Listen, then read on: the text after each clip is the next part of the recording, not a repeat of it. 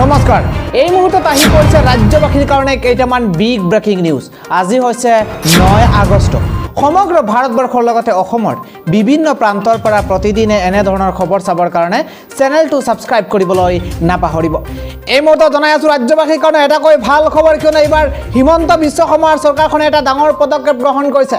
এবাৰ বানত ক্ষতিগ্ৰস্ত হোৱা লোকসকলক চৰকাৰৰ তৰফৰ পৰা সাহায্য আগবঢ়োৱা হ'ব কোনসকল লোকে সেই সাহায্য লাভ কৰিব কিমান টকা কৈ লাভ কৰিব সেয়া সম্পূৰ্ণ প্ৰতিবেদন আপোনালোকক জনাই আছো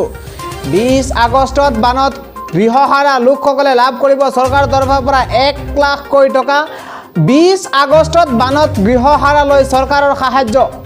প্ৰতিগৰাকী ক্ষতিগ্ৰস্তৰ একাউণ্টত পোনপটীয়াকৈ ঘুমাব এই ধনখিনি সম্পূৰ্ণৰূপে কোৱা হৈছে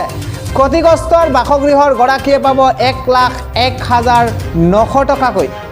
ইয়াৰ বিপৰীতে কোৱা হৈছে অৰ্ধ ক্ষতি হোৱা লোকে 95,100 টকাকৈ লাভ কৰিব প্ৰতিখন জিলাৰ বান ক্ষতিগ্ৰস্তই পোনপটীয়াকৈ লাভ কৰিব চৰকাৰৰ এই ধনখিনি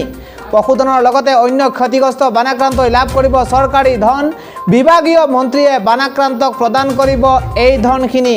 20 আগষ্টত বানত গৃহহাৰা লৈ চৰকাৰৰ সাহায্য আগবঢ়োৱা হ'ব অতিকৈ জৰুৰী খবৰ ৰাজ্যবাসীৰ কাৰণে অতিকৈ ভাল খবৰ কিয়নো চৰকাৰে এই ডাঙৰ পদক্ষেপ গ্ৰহণ কৰিছে ৰাজ্যৰ লাখ লাখ লোকক প্ৰদান কৰিব এই ধনখিনি যিসকল লোক বানত ক্ষতিগ্ৰস্ত হৈছে সৰ্বহাৰা হৈছে গৃহহীন হৈছে পশুধন হেৰাইছে সেইসকলে লাভ কৰিব এই ধনখিনি প্ৰতিগৰাকী ক্ষতিগ্ৰস্তৰ একাউণ্টত সোমাব পোনপটীয়াকৈ সেই ধনখিনি সম্পূৰ্ণৰূপে ক্ষতিগ্ৰস্তৰ বাসগৃহৰ গৰাকীয়ে পাব 1,01,900 টকাকৈ অৰ্ধক্ষতি হোৱা লোকে 95,100 টকাকৈ লাভ কৰিব পশুধনৰ লগতে অন্য ক্ষতিগ্ৰস্ত বানাক্ৰান্তই লাভ কৰিব এই চৰকাৰী ধন